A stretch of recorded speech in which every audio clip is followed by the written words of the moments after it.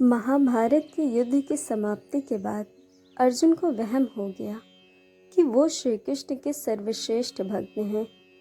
अर्जुन सोचते कि कन्हैया ने मेरा रथ चलाया, मेरे साथ रहे, इसीलिए मैं भगवान का सर्वश्रेष्ठ भक्त हूँ।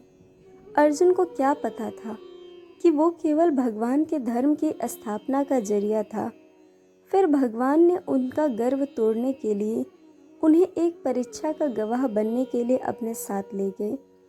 श्री कृष्ण और अर्जुन ने साधुओं का वेश बनाया और वन से एक शेर पकड़ा और पहुंच जाते हैं भगवान विष्णु के परम भक्त राजा मोरध्वज के द्वार पर। राजा मोरध्वज बहुत दानी और आवभगत करने वाले थे। अपने दर पर आए किसी को भी वो खाली हाथ और बिना भोजन के जाने नहीं देते थे। दो साधु एक सिंह के साथ द्वार पर आए हैं, ये जानकर राजा नंगे पांव दौड़ के द्वार पर गए और भगवान के तेज से नतमस्तक हो आतिथ्य स्वीकार करने के लिए कहा। भगवान कृष्ण ने मोरध्वज से कहा कि हम मेजबानी तब ही स्वीकार करेंगे जब राजा उनकी शर्त माने। राजा ने कहा, आप जो भी कहेंगे मैं तैयार हूँ। भगवान कृष्ण ने कहा, हम तो ब्राह्मण हैं, कुछ भी खिला देना, पर यह सिंह नर बच्ची है। तुम पति पत्नी अगर अपने इकलौते बेटे को अपने हाथों से मारकर इसे खिला सको तो ही हम तुम्हारा आतिथ्य स्वीकार करेंगे।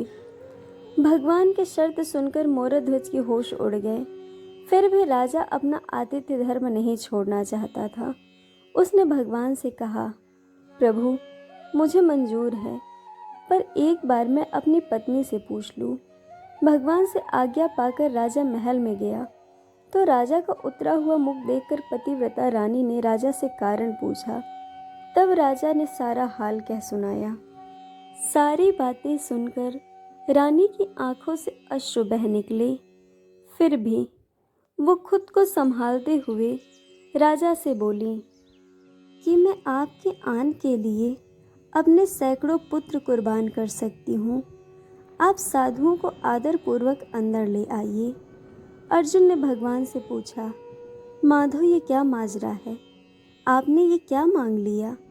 कृष्ण बोले, अर्जुन तुम देखते जाओ और चुप रहो। राजा तीनों को अंदर ले आए और भोजन की तैयारी शुरू की। भगवान को 56 भोग परोसा गया, पर अर्जुन के गले से उतर नहीं रहा था। राजा ने स्वयं जाकर पुत्र को तैयार किया। पुत्र 3 साल का था। नाम था रतन कंवर। वो भी माता पिता भक्त था। उसने भी हंसते हंसते अपने प्राण देने हेतु तैयार हो गया। राजा रानी ने अपने हाथों में आरी लेकर पुत्र के 2 टुकड़े किए और सिंह को परोस दिया।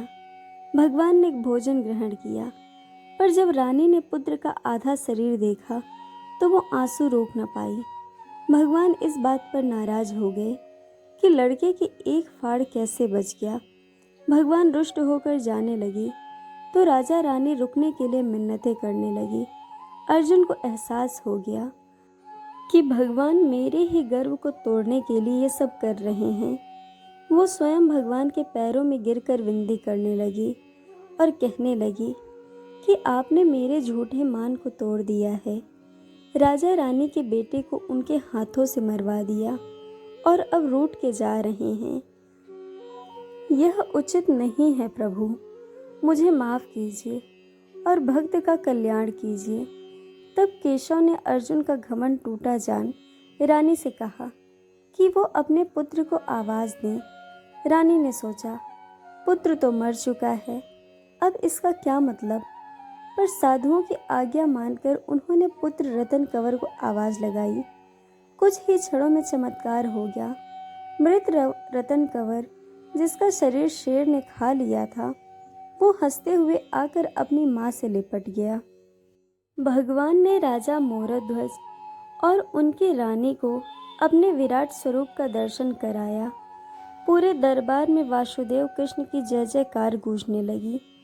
भगवान के दर्शन पाकर अपनी भक्ति सार्थक जान मोरध्वज की आंखें भर आई और वह बुरी तरह बिलखने लगे।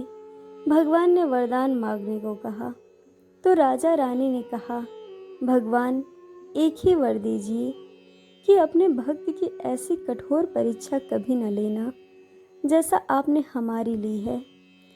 तथास्तु कहकर भगवान ने उनको आशीर्वाद दिया और पूरे परिवार को मोक्ष दिया। दोस्तों, आपको कहानी कैसी लगी या हमें कमेंट करके ज़रूर बताइएगा और चैनल को सब्सक्राइब, वीडियो को लाइक शेयर करना बिल्कुल मत भूलिएगा। वीडियो देखने के लिए आप सबका बहुत बहुत धन्यवाद। जल्द मिलेंगे एक और नई कहानी के साथ।